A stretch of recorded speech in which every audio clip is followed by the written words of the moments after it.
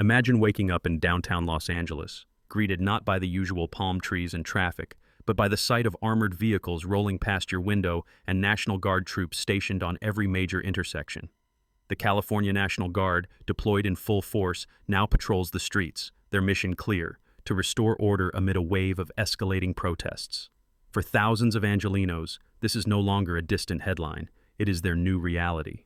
But beneath the flashing lights and the tense standoffs on the evening news, a far greater struggle is brewing, a battle over law, power, and the very soul of California itself. This extraordinary deployment follows President Donald Trump's aggressive immigration enforcement actions, which have triggered days of heated demonstrations across Los Angeles. The city has become a powder keg, crowds waving Mexican flags, chanting fiercely outside City Hall, while police on horseback declare unlawful assemblies and try to disperse surging crowds. The situation reached a boiling point when self-driving cars, symbols of California's tech future, were set ablaze in downtown as protesters clashed with law enforcement. This is not merely another protest. This is a high-stakes collision of federal authority and state defiance that could forever alter how America responds to civil unrest. To understand why the National Guard now occupies Los Angeles, we have to journey back through decades of legal and political tension between the federal government and states like California. The story begins with the Posse Comitatus Act of 1878, an old but crucial law that generally bars the use of the military for domestic law enforcement.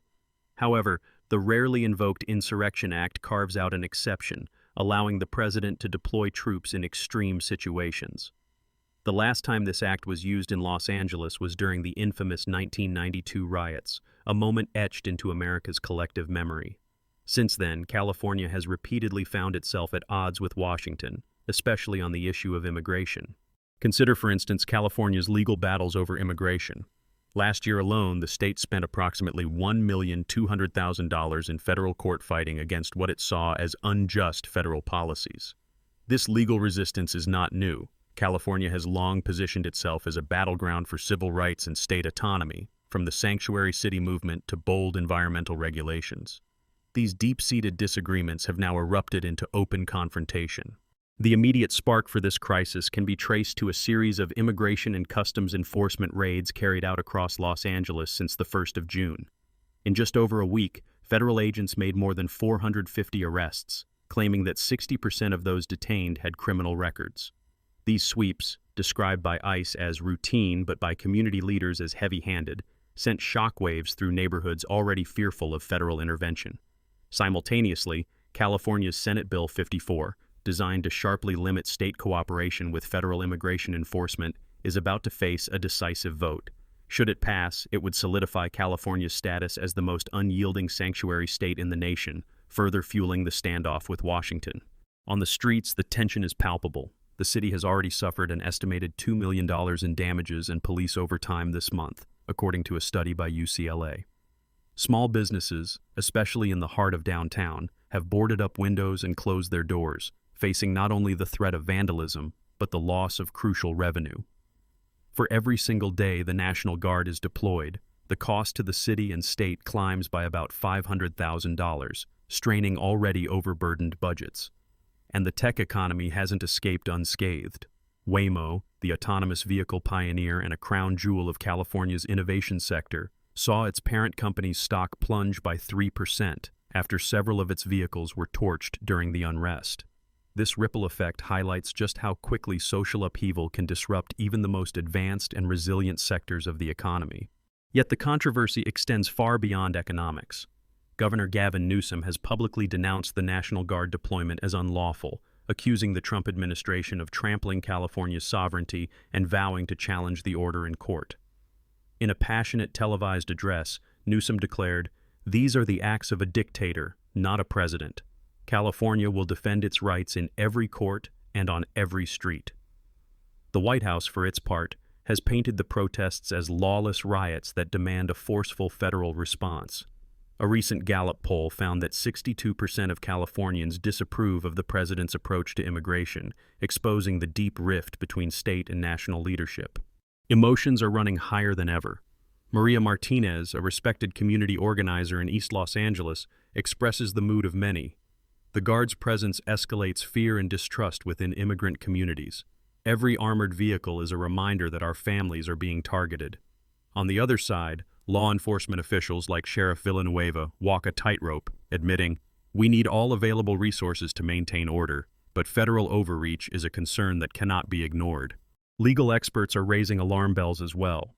Professor Kemerinsky from Berkeley Law School warns, "Federal deployments without state consent undermine the constitutional principles of federalism. If this precedent is allowed to stand, it compromises the autonomy of every state in the Union." Retired General Petraeus, drawing on decades of military experience, cautions, National Guard deployments should be a last resort, not a first response to civil unrest. Otherwise, we risk normalizing the use of military force in domestic affairs. This legal and political tug-of-war is mirrored by the surge in grassroots activism. The Los Angeles chapter of the Party for Socialism and Liberation has seen its membership swell by 40% since the start of June, as more and more Angelenos are galvanized by the crisis. Rallies outside City Hall have drawn thousands, with speakers decrying what they see as an assault on civil liberties. "We are witnessing a turning point," says activist leader David Kim. "This is about more than immigration. It's about whether states can protect their people when the federal government overreaches." As the legal battles intensify, the stakes could hardly be higher. Constitutional scholars suggest that the lawsuit over the National Guard deployment might rocket all the way to the Supreme Court, where a landmark decision could redefine the limits of presidential authority under the Insurrection Act. The last time the highest court weighed in on such questions was during the Civil Rights era, more than 50 years ago.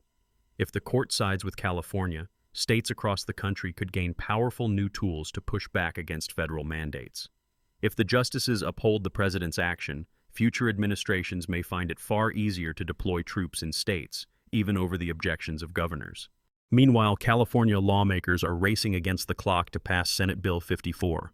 Should it become law, California would take another bold step as a sanctuary state, creating a sharp legal divide with the federal government. Supporters argue it would protect vulnerable residents and affirm the state's independence. Critics counter that it could jeopardize federal funding and invite even harsher interventions. The vote, scheduled for the 15th of June, will be watched closely not only in Sacramento, but in state houses across the nation. On the ground, the human cost continues to mount. Protesters and police are locked in a tense stalemate, with confrontations erupting nightly. The Los Angeles Police Department has reported dozens of arrests, while video footage shows demonstrators blocking major freeways and hurling projectiles at officers. The psychological toll is immense. Maria Martinez describes how families are now living in constant anxiety, afraid to send their children to school or visit hospitals. The trust between communities and government has been shattered. Not everyone, however, views the federal response as overreach. Law enforcement leaders argue that the National Guard is a necessary measure to protect federal property and ensure public safety. ICE Director Johnson insists, "Our raids are lawful and essential for enforcing immigration laws and protecting the public. 60% of recent arrests involved individuals with prior criminal convictions. We cannot ignore these realities." The economic impact of the unrest is also drawing growing concern. Professor Kerrigan from the University of Southern California warns, "If the protests and deployments continue, the economic damage could be long-lasting. Small businesses are closing, tourism is plummeting, and investor confidence is shaken. Los Angeles's recovery could take months or even years depending on how quickly stability returns." This crisis is not confined to California. Other states are watching closely, particularly those with large immigrant populations and histories of tension with federal authorities. Texas, for example, deployed its National Guard 15 times last year for border security, at a total cost of around $30 million. If the standoff in Los Angeles escalates, it could set a precedent for similar clashes elsewhere, from New York to Illinois to Florida. So, what does all this mean for everyday citizens, viewers like you?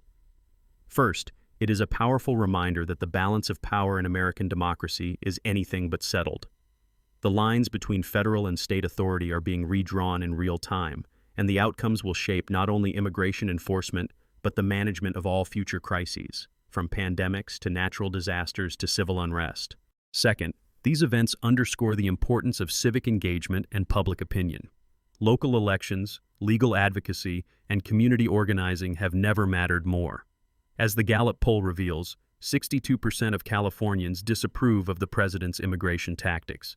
If those sentiments translate into votes and activism, they could shift the trajectory of policy at every level. Third, The economic effects of political crises are not abstract. They are immediate and tangible.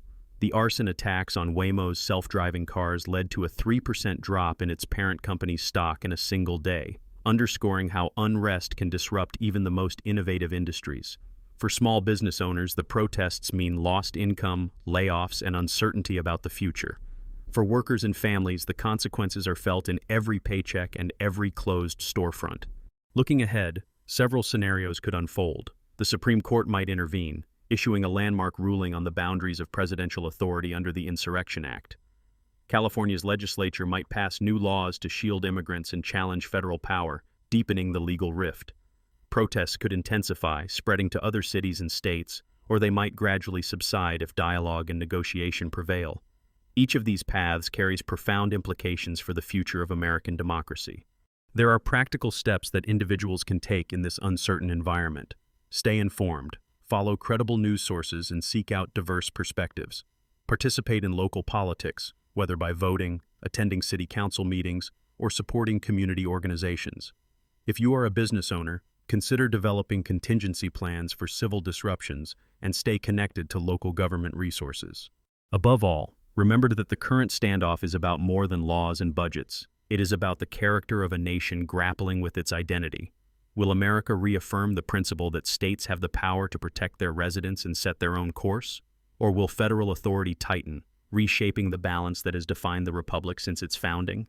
Here's a little-known fact. According to congressional researchers, the core legal questions now being debated in Los Angeles have not faced a Supreme Court review since the civil rights struggles of the 1960s, more than half a century ago. The decision that emerges from this crisis could become the foundation for how America handles dissent, disaster, and diversity for generations. As this chapter in Los Angeles' story unfolds, it is clear that we are witnessing not just a local dispute, but a nationwide referendum on governance, protest, and the evolving American experiment. The stakes are colossal, the costs are mounting, and the ultimate outcome remains unwritten.